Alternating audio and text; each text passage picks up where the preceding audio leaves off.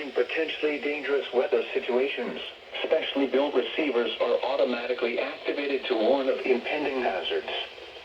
This evening test is conducted on the first Wednesday of each month between the hours of 6 p.m. and 7:30 p.m.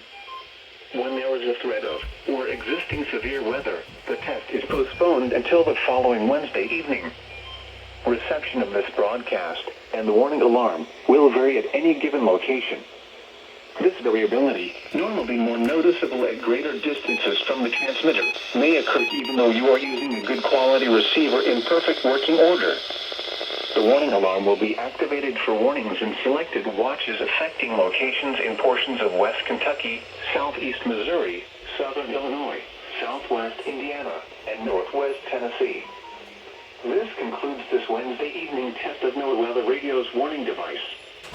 We now return to our regular programming